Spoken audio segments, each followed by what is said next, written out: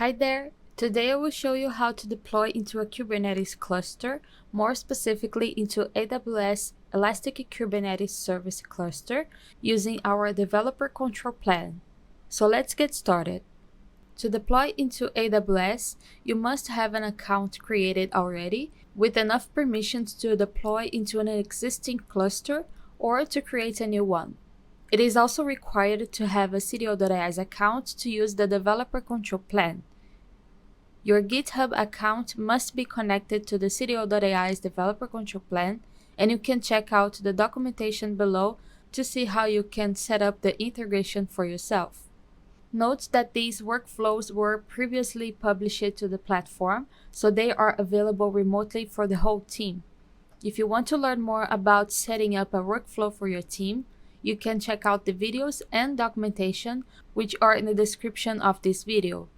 The resources that are going to be used in this video are our open source Workflows.sh repository, which contains infrastructure as code, and also we'll be using a sample Node.js application which you can find both on GitHub, our Developer Control Plane, plus Slack and CLI.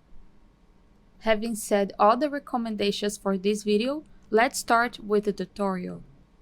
For this video, we'll use this sample of a Node.js application, and in this index.js file, we'll make a small change so it can be reflected in the deployment. We'll propose the change and then create the pull request. This pull request will trigger the pipeline that will build the image and deliver it to the image registry.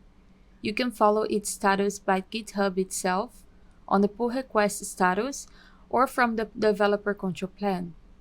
You can see all the logs from the platform itself by going to the associated pull request on the pipelines page. When the pipeline is successfully completed, developers will be able to deploy their code into the environment they want.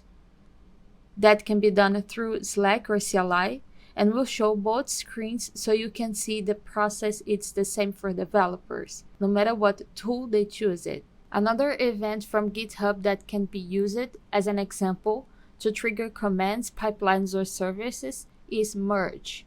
You can use as many events as you want. To see all the events supported by the Developer Control Plane, see our documentation linked below. Once the pull request is made and the corresponding pipeline has been built and the merge is completed, we are ready to deploy.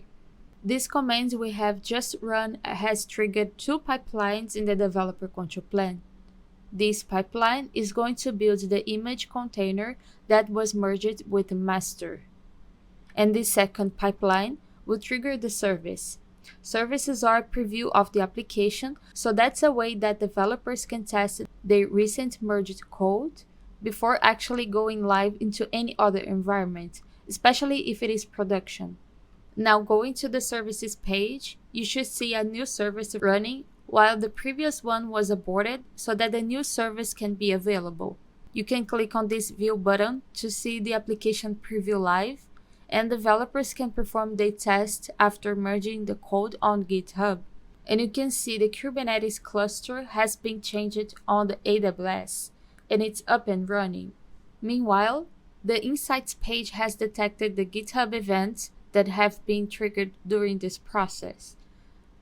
Those events count for each metrics from DOOR metrics, which are used to measure the dev team's effort and delivery performance.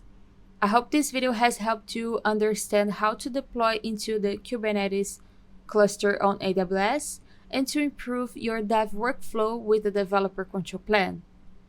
If you would like to get started with CTO.ai platform to optimize your developer experience using a customized Developer Control Plane, visit CTO.ai website to start workflowing. Thanks for watching this video and see you next time.